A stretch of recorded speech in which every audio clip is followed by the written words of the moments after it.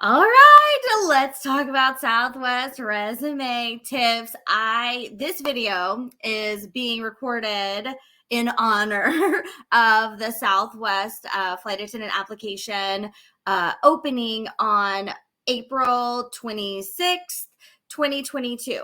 Okay, so that's kind of what is prompting this video, but if you're watching this video at a different time, these resume tips will still be valuable for you when you apply with Southwest in the future as well. So first of all, I do want to do a little bit of housekeeping about the upcoming job opening that is opening. Well, it will be tomorrow because today's the 25th. So tomorrow, first of all, it's going to be opening from 11 o'clock. So it will be open from 11 a.m. to 3 p.m. Central Time.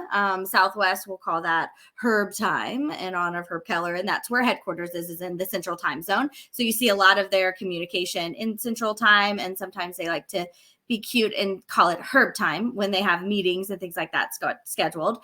So it will be tomorrow, and it will be opening. They will be accepting applications for those 4 hours. Now, if you were an aspiring flight attendant back in September 2021, you may remember that that was the last time that they accepted applications, and they did something similar. They had a 4-hour window. It was a different window, but it was a 4-hour window. And as soon as it opened, the website immediately crashed and stayed crashed for about 4 hours.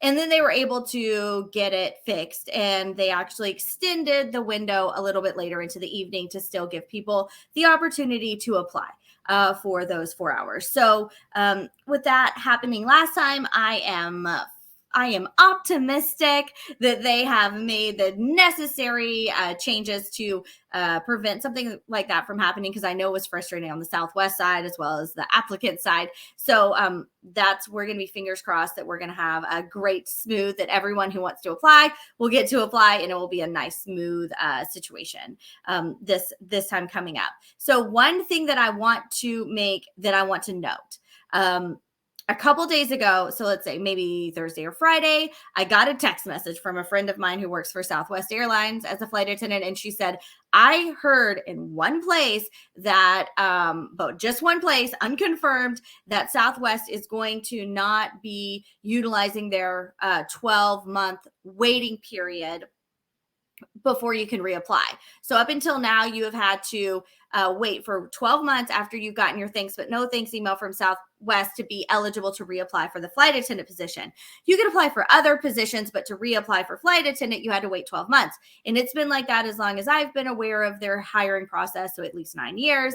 But she said, I've seen this in one place only, unconfirmed. Just want to give you a heads up to research it, that they're not going to be requiring that 12-month waiting period. Okay, so then I went to the Flight Attendant Career Connection Facebook group, my Facebook group, and I asked, kind of similar to what I just said, unconfirmed, I've heard this. Anyone else seen this in writing, heard from the company? No one had heard anything from the company, but people had friends in recruiting that were confirming it. I think we had someone whose aunt is a customer service supervisor who confirmed it. We had a couple other things like people confirming it, but no writing. But I found the writing. I found it in writing.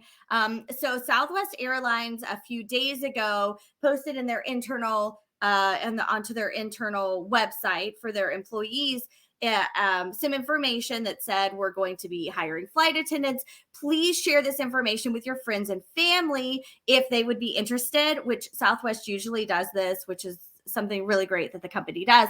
So, and there was actually a frequently asked questions page as well. And they said, please share this with your loved ones. So I had someone who I am their loved one share the document with me as asked by Southwest Airlines to share with your loved ones. And in the frequently asked questions page, it is in there. So it is in there. I've seen it in black and white from Southwest Airlines. They will be waiving the 12-month waiting period. So if you were unsuccessful during training, I believe you'll be able to reapply. If you were unsuccessful during the phone interview or the video panel interview this last time or within the last 12 months, you can reapply on Tuesday. Yay. So go ahead and reapply. If you're still interested in being a Southwest flight attendant, you don't have to wait.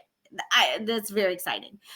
So one thing though that it also said is that internal candidates. So if you're currently not a flight attendant, if you're currently an employee of Southwest Airlines, they were asking you to not apply.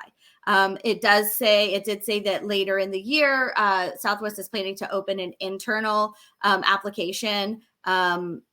So you will be invited to apply then a little bit later in the year. So hopefully in the summer soon. Okay, so that's a little bit. That was like one thing I just wanted to make sure we said straight from the jump. Another thing is they got about 20,000 applications in September, and they're about to finish up that stack of applications. So if you haven't heard yet and you're right at the end, they are planning to have finished contacting everyone in about a month. So it doesn't sound like you need to reapply if you applied last time and you're still waiting to hear, because they're working through that. And so you're actually coming up really soon for your interview. So that's very, very exciting. The basic requirements to apply. So when you get to the job description on Tuesday, you will see all of the requirements. There's also a link I'm going to put down in the description. There's also a page, kind of like a informational page about what the flight attendant career is about. It does not have a full job description on that page, but it's got a video, it's got information about bases, crew bases, things like that. So you may want to check that out. But here's some basic information, some basic requirements. It says you must be 20 years old to apply. Okay, so I've seen a couple of people asking, like, I'm going to be 20 soon. Should I go ahead and apply? The requirement says you must be 20 years old when you apply. So that's all I can go on as far as advice is concerned, is that's what the requirement says. Okay, another thing is, when is your passport required? Because I believe the job description says that you must be in possession of a passport, but I've also read in some of these other Southwest, the company has put out some frequently asked questions that it says your passport will be required on your first day of training. So that's something to look at when you look at the job description to see kind of what the requirements are. But they do require that passport at the latest first day of training. Vaccine not required, but encouraged. Uniforms, let's talk about size. I couldn't find a height requirement, so I don't think that they have a height requirement. They have all 737 fleet, so not super small cabins. So for our taller friends, that's great. But then I also didn't see a height requirement for a reach test or minimum height or anything like that in the job descriptions that I've been reading or the information I've been finding. So we'll look at the job description and see if that matches, see if maybe there's one in the job description, but so far I haven't seen one. But you do have to be able to fit down the aisle, out the overwing exit, and in the jump seatbelt without an extension. Also, you have to fit in the uniform. In the uniform, the men's uniforms go from size 28 to 42, and then the women's uniform goes up to a size 18. Those were the general guidelines that Southwest has put out as far as size goes, body size. So they're not weighing you anymore. Yay. But you do have to fit into the safety, the jump seat, things like that, and out the window, the overwing exit. Bases, Atlanta, Baltimore, Midway, Dallas, Love Field, Denver, Houston Hobby, Las Vegas, Los Angeles, Orlando, Oakland, Phoenix.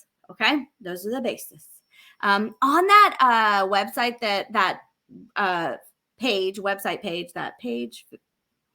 internet page, I don't know. On the website, on the page that it says the Southwest careers information page for flight attendant, they actually have information about the most senior and the most junior bases, which is kind of cool too. So you can check that out.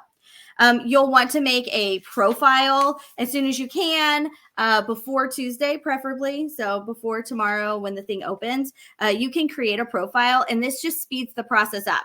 If you don't create a profile, you can still just go create a profile when you go to apply, but it can speed the process up if you already have your profile created. And so I'll put the website in the link, the web address in the description, but it's careers.southwestair.com. Okay, so that's where you can go to create the profile. All right. One more note, after you apply, to help prepare for before you apply, not after, before you apply, while you're applying, copy the job description, the whole job description. You can do Control A and it will copy all the text, or you can highlight it all with your mouse and paste it into an email and email it to yourself with the subject line Southwest Flight Attendant job description, so that you will always have it, because it goes away after you apply. You can't access it again. And this will help you as you prepare for your interviews. Okay, so that's just like a little side pro tip. All right. Now, this video is about resumes specifically. I'm going to do other videos about interview prep, stuff like that, about the company. But I also want to go ahead and say, I guess I could have said this at the beginning, but hopefully it wasn't implied. In fact, I think it was implied that I don't work for Southwest. I do not work for Southwest Airlines. I have never worked for Southwest Airlines. I'm a big fan of Southwest Airlines. I have a little friend who used to work for Southwest Airlines. See this bear? She's in the original Southwest stewardess hostess uniform. But I don't work for Southwest Airlines, and I'm not affiliated with Southwest Airlines. What I am communicating to you is information that I have accessed off the internet, or I've talked with friends who work for Southwest. Like I said earlier, I had someone send me information that the company requested send to loved ones, because I'm a loved one of theirs. And so they sent me some information. My husband does work on the ground for Southwest Airlines, though, full disclosure. And it has been there for 11 years, has a really happy career, but he's not an in-flight. He works on the ground. Let's talk about resumes. All right.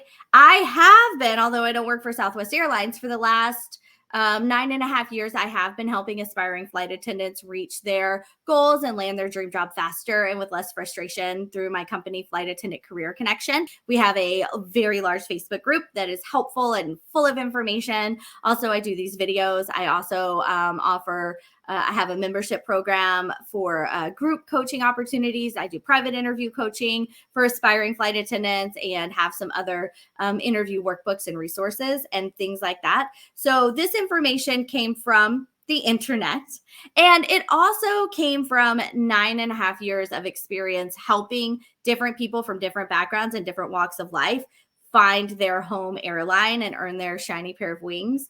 I was a flight attendant. I became a flight attendant in 2006, and I was a flight attendant at a couple different companies. And then I hung up my wings temporarily, I hope, when I started having children a couple years ago. And now I help other people earn their wings in the meantime. So that's a little bit about me. Let's talk about resumes. Okay, first of all, for Southwest, these are specific to Southwest, but I will say, as someone who has been doing resume services, resume rewrites for almost a decade now, for every single airline in the US, every different kind of person, background, all sorts of things, that these are really, really good advice for any flight attendant resume. If you take this resume and this resume advice and use it to apply to other places, you will definitely be on track. Okay. But we're going to be talking about it from a Southwest point of view to get started. So first of all, basic Word document or PDF.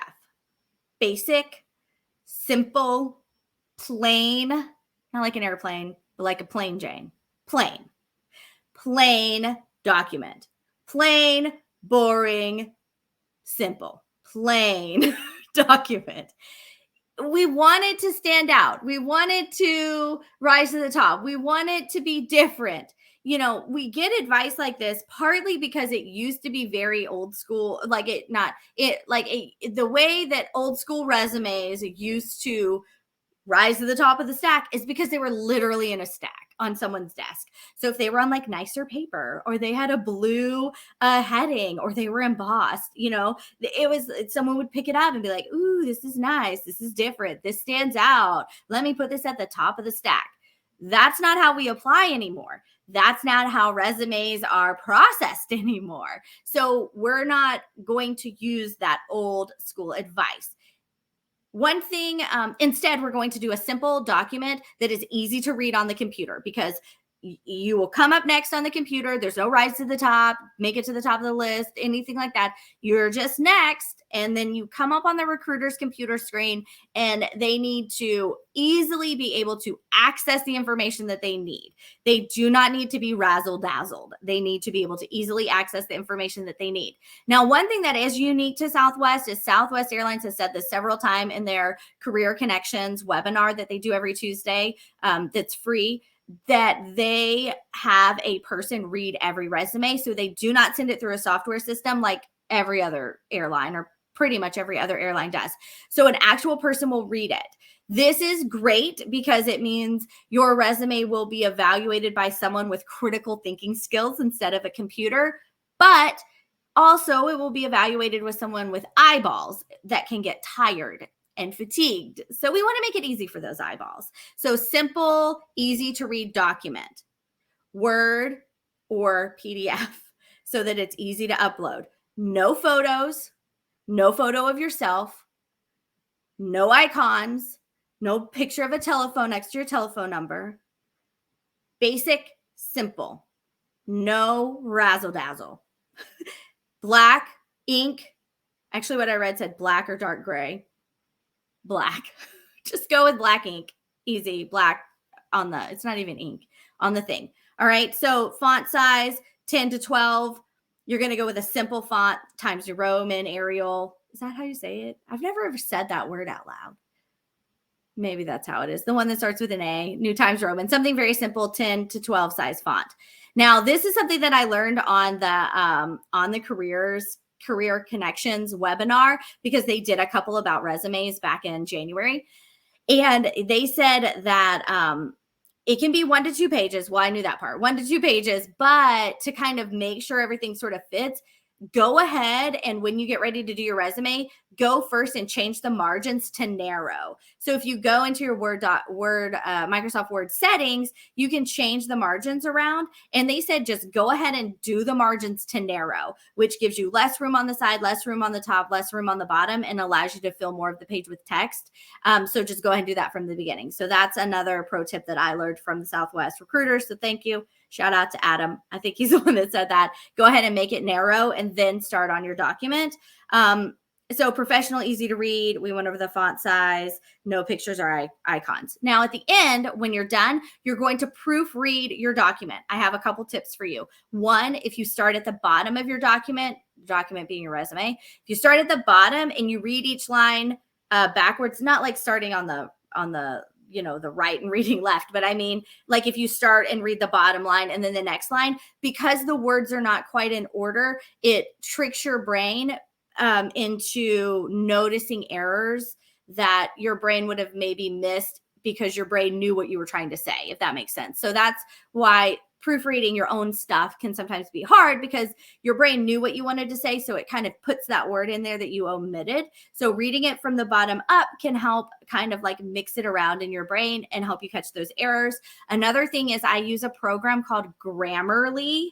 I'll try to put the link in the description. They have a free one and a paid one. I think I use the free one, but you can either copy and paste your document into the Grammarly and it will find more grammar and spelling errors than just Microsoft Word will find, because it also can kind of tell tone. It's really smart. So that's another thing that you can run it through that will help you sort of catch some of those extra things that maybe if you technically spell a word right, but it's the wrong Microsoft Word won't catch that because it's not a spelling mistake, but Grammarly would catch that and say did you mean this word instead of that word? So I really recommend Grammarly as a proofreader. As your last finishing touch, proofreading. Now, let's talk about the format of the resume.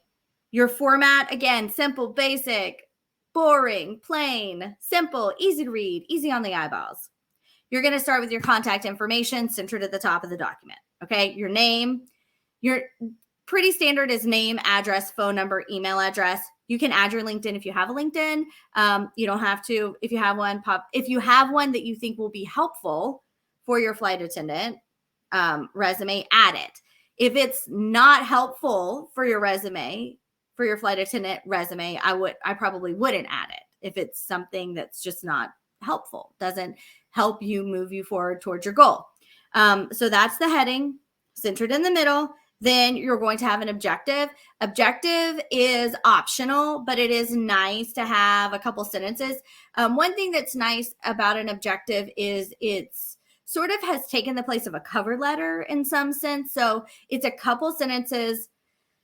I usually say a paragraph. So 3 to 5 sentences about you, why you want this job, why you'd be good at this job, why you have decided to apply for this job, so you can put some, especially for Southwest, you can put some little buzzy words in there: hospitality, friendly, fun-loving, warrior spirit, servants, heart. You can put some little things in there that really are a great nod to the airline that you're interviewing with or applying with, so that they know how connected you already are to their brand. So that's the objective. Then underneath that is your experience. You're going to start with your current position or your most recent position. Then you're going to work back. Standard in the industry is about 10 years. I believe Southwest, for their background check, only requires 5 years of work history, but standard for the industry is about 10 years. So that's my recommendation. You're going to start with your most recent, work backwards in chronological order. You'll want to put your start date and end date, month and year. So you don't need the date, the day of the month, but the month and the year on there. You're going to have your the name of the company, your position. So the title of your position, what your job position was, and then underneath each one. So you'll have your little heading: company, job, title, and the dates. And then you'll have a couple bullet points, more than a couple. You'll have bullet points that will describe what you did in that job that is relevant to the flight attendant position. For each job that you had, I want to challenge you to have at least one bullet point that talks about customer service, one that talks about teamwork, and one that talks about safety. So usually 2 of these are easy, and then one is a little more difficult. So either like the customer service and safety are easy, but the teamwork's a little bit more difficult because maybe you're a contractor, or the customer service and teamwork is easy, but the safety is a little bit harder because you're in sales. But I would encourage you to try to hit a bullet point. You're going to have more than 3 bullet points for each one, but at least try to have 1 bullet point for each of those 3 kind of flight attendant pillars for each job description. Okay. So then after that, you're going to move down after you've done your experience. Don't put a period at the end of your bullet points. Bullet points are not sentences. It would be like, provided excellent customer service to new and old. I was going to say old. Old's not the right word. To new customers on a daily basis or something like that. But that's not a whole sentence. You don't need a period. Don't use I or we or me or we. I loved showing new customers around the building. Not a bullet point. Offered hospitality to new prospective clients by offering tours and answering questions. That's a bullet point. Okay, no I in there basically. Okay, so that's your work experience. I'm trying to keep this as succinct as possible, but that's why I'm kind of rushing. Underneath that, you're going to have your education, certifications. They go underneath. Okay. And so I see people, especially people that have degrees or have a degree that's new or have a degree that's big, want to put that education at the top. Honestly, it's not going to disqualify you if your education's at the top, but the flight attendant position, experience, personality, what the skills you bring to the table based on what you've done in your life is more valuable than the degree that you've earned. The reason we know that is because a degree is not a requirement for the job. So that's kind of how we know that. But 2 to 3 years of work of customer service experience is required. So we know that experience is more weighted than education, if that kind of makes sense. Okay, so your education goes at the bottom. Do please include it, though. Please include the education. It's not valueless or anything, but that's just kind of where it goes. Down at the bottom, also certification. So this would be certifications that you've earned through different programs that you've done, things that you've participated in, serve safe, CPR, basic life saving, firefighting, other certifications that maybe your job has had you go through to pass certain background checks or different trainings, maybe even for your volunteer work, that could go there. Certifications. Okay, that's your certifications. And then underneath that, you're also going to have like your awards that maybe you've won. I sometimes will take the awards and put them in award / achievement. So this could be things that you have achieved or things that you have accomplished. I also sometimes like to put those awards up in the job description too. So like the last bullet point could be like Keller Williams Realtor of the Year 2019. That kind of thing. You can also put it there too, depending, especially if you only have like one or two, so that it's not just like in a whole section by itself with like one thing. I like to kind of put it up in the experience, but it can go down in the bottom in a separate section too. And then also your volunteer work. Your volunteer work should be included. If you don't have any volunteer work, that's fine. It's not mandatory. It's not necessary. Just leave that section off. But if you do have volunteer work, you could either, depending on how robust it is, you could either have it be in its own section and just sort of list the food bank, the Methodist church and the Boy Scout troop, just sort of like list it with maybe some years or maybe your title that you did as a volunteer. But if you were a stay-at-home mom or you were a military spouse, or you were unemployed, laid off due to COVID, and you volunteered as your career, as your job at the time, and you were a high capacity volunteer, you were a full-time volunteer, you can actually use that up in your experience too, to help fill in a gap. Maybe if you have a big gap that you need to fill in and you were volunteering full-time basically during that time, you can use it as a job instead of just putting it down in a volunteer work section as just like noted. That kind of makes sense.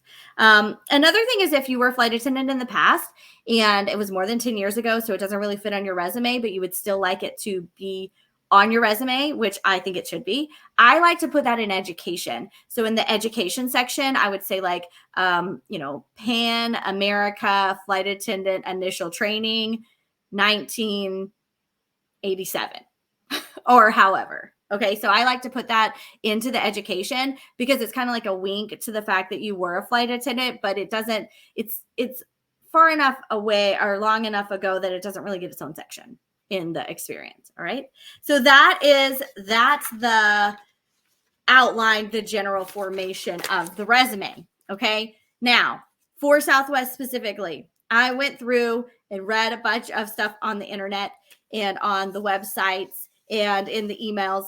And I wrote down a bunch of words that I saw that I thought were very Southwest-ish. So the way you can do this for any airline, and you can even do that, and you'll do this for Southwest too, is when you're trying to find out what kind of terminology they use, what their vibe is, what are the words that you can add to your resume that will allow you to show how connected you already are to the brand. The way that you can find that information out, you'll use this for your resume and for interviewing actually, is you go and visit that airline's website. You don't go to Glassdoor. You don't go Googling around the interwebs and reading other people's opinions. You go and you visit the airline's website and you go to the about page or you go to the service page. You just go into the website and start clicking around. You start reading the words, reading the copy on that page, and have a notebook and a pen nearby. And anytime a little word or phrase pops out at you as interesting or as unique, or you could just tell that that's a very specific on purpose way of saying it, you'll kind of jot it down. And this will allow you to capture the essence of their brand and allow you to use those words in your resume and in your interview answers as you are showing the airline you're interviewing with, how connected you already are to that brand.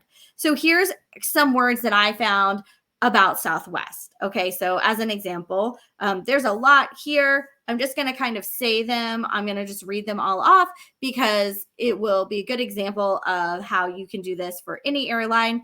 And also, if you hear a word or two that you love, you can jot it down or, listen back and then write them down too. So their core values, first of all, are fun-loving attitude, servant's heart, and warrior spirit. Fun-loving attitude has to do with not taking yourself too seriously, celebrating, creating really fun and memorable experiences for people, playing games, making toilet paper sashes, all sorts of fun things. So they love fun-loving attitude. Servant's heart is about caring for people, being compassionate, listening to people, making sure that they feel safe, that they feel welcome, that they feel cared for. Servant's heart, going above and beyond. One of the other kind of core, it's not really a core value of Southwest, but one of their things that's very important is the phrase treating other people the way you want to be treated. That goes to servant's heart for sure. And then warrior's spirit is the last one. That's about never giving up, problem solving, working until the problem has been solved, working as a member of a team, supporting your teammates, fighting for your teammates, fighting for what's right, always doing what's right. That's the warrior spirit. Okay. So here's some other words that I had seen, that I saw. Safe travel. So safety is the number one responsibility of a flight attendant. What's the number one responsibility of a flight attendant? Safety. Okay. They were looking for flight attendants to be ambassadors for Southwest Airlines. They are looking for people who will give legendary hospitality. I also saw the word top-notch hospitality. During one of the career connections, I heard the phrase top shelf hospitality. Hospitality is a big one. They want people to feel welcome. They're looking for flight attendants who can turn negatives into positives, anticipate people's needs, who love celebrating, who offer warm smiles, friendly announcements, flight attendants who love to be around people, who love to give friendly customer service, who love working as a member of a team, who always treat each other with respect, who create an experience that people want to talk about in a positive way, that they want to share their positive experience with their friends and family. That's how good it was. Those are some of the things that they're looking for. So what we would do with these is use some of these phrases in our job descriptions. So, maybe you anticipate needs as a waitress or as a server now. So that's something they're looking for as a flight attendant. So we're going to make sure that we have that in our job description. Maybe you offer friendly announcements in your job as a school secretary. So we would maybe say, provide friendly announcements, welcoming the students every morning. Okay, so that's kind of how you can use these to help to kind of fluff up your resume and make it sound nicer and like it's a better match for Southwest Airlines. All right, guys, that is all I have. I'm so excited that that Southwest is opening is opening the application for flight attendants. But as a reminder, Southwest Airlines, as awesome as it is, there is no such thing as a best airline. There is no such thing as the best airline for everyone. There's not one airline that is the best airline, period, no matter what, for every single person. And so Southwest Airlines may not be the one that is your best fit airline. But I have good news. There are lots of other airlines that are hiring right now. So I'll put in the description. If you go to abbeyunger.org/airline listings, there's a list of all the airlines that are hiring right now. There's over a dozen that are accepting applications for flight attendant right now. So even if Southwest is your goal or one of your top goal airlines, I encourage you to, date around a little, put some more hooks in the water. Don't pigeonhole yourself. Give yourself as much opportunity to reach your goal as you can.